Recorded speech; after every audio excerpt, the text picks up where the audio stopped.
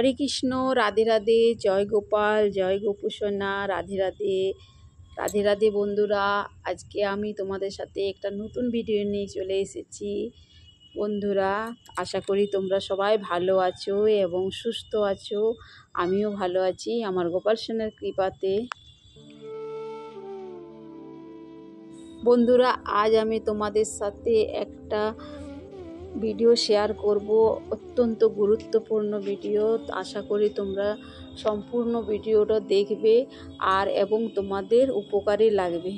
তো চলো বন্ধুরা, তোমাদেরকে ভিডিওটা বলি আজ কী নিয়ে ভিডিওটা। তো সম্পূর্ণ তোমরা ভিডিওটা দেখো বন্ধুরা, স্কিপ না করে।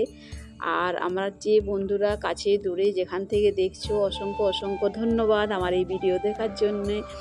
বড়োদেরকে প্রণাম জানাই, ছোটোদেরকে ভালোবাসা জানিয়ে আজকের এই ভিডিওটা শুরু করলাম। আমাকে অনেক দিদিভাই এবং অনেক বন্ধু কমেন্ট করে জিজ্ঞেস করে কি দিদিভাই, পিরিয়ড চলাকালীন কি আমাদের গোপাল সোনাকে কি সেবা করা যায়? তো এই প্রসঙ্গে আমি তোমাদের সাথে একটা কথাই বলবো যে পিরিয়ড চলাকালীন আমাদের গোপাল সোনার সেবা করা যাবে কি না। আমরা আমাদের গোপাল সোনাকে বাড়িতে নিয়ে আসি।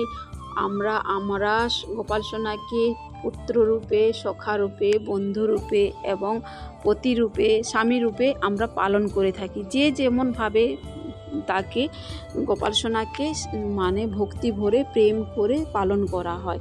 কিন্তু বন্ধুরা, আমরা যদি আমাদের গোপাল সোনাকে ছেলে বলে মানে থাকি, যে ছেলে রূপে পালন করি, যে আমরা বাড়ির ছেলেদিকে যেরকম পালন করি, যদি আমরা গোপাল সোনার সাথে ওই রকম ছেলের মতন ব্যবহার করি, তাহলে অবশ্যই আমি বলবো যে তোমরা পিরিয়ড চলাকালীন গোপাল সোনার সেবা করা যাবে।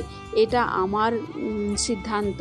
আমি যেরকম ভাবি যে গোপাল সোনাকে সেবা করা যেতে পারে, কারণ আমরা আমাদের সন্তানকে যেমন ছেড়ে থাকতে পারি না, সেই রকম গোপাল সোনাকেও ছেড়ে থাকা যাবে না।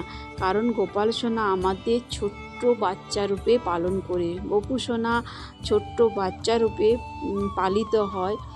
আর গোপাল সোনাকে যেমন আমরা বাড়ির সন্তানদেরকে ছেড়ে থাকতে পারি না, আমাদের সামনে রাখি, আগলে রাখি, সেই রকম গোপাল সোনাকেও সামনে রেখে আগলে থাকতে হবে।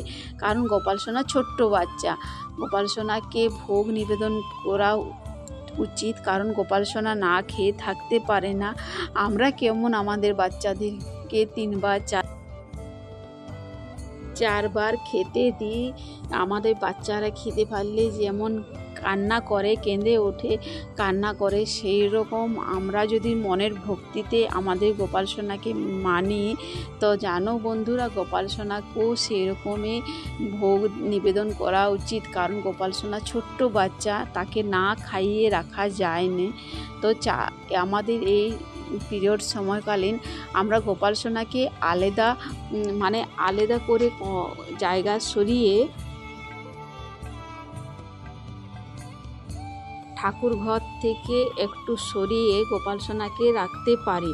অবশ্যই যদি ঠাকুর ঘর আলাদা থাকে আর এবং যদি বাড়ির মধ্যে রাখো, নিজেরা শোয়ার ঘরে রাখো, তাহলে গোপাল সোনার সিংহাসন বা গোপাল সোনার শোয়ার জায়গাতে গোপাল সোনাকে আলাদা করে আমরা ওইখানে রাখতে পারি। আমাদের সামনে গোপাল সোনাকে রাখতে পারি, আমরা গোপাল সোনাকে ওই টাইম ভোগ নিবেদন করতে পারি। কিন্তু বন্ধুরা, একটা কথা, আমরা বাকি ঠাকুরদের, দেবতাদেরকে, ভগবানদেরকে আমরা এই পিরিয়ড চলাকালীনে ভোগ দেওয়া একদম নিষিদ্ধ, একদম চলবে না।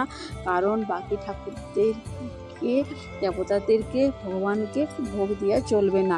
এই 4 দিন তখন আমরা ঠাকুর ঘরে প্রবেশ করা উচিত না। আশা করি বন্ধুরা, আমি এই ভিডিওর মাধ্যমে তোমাদেরকে আমি বুঝাতে একটু হলেও পারলাম।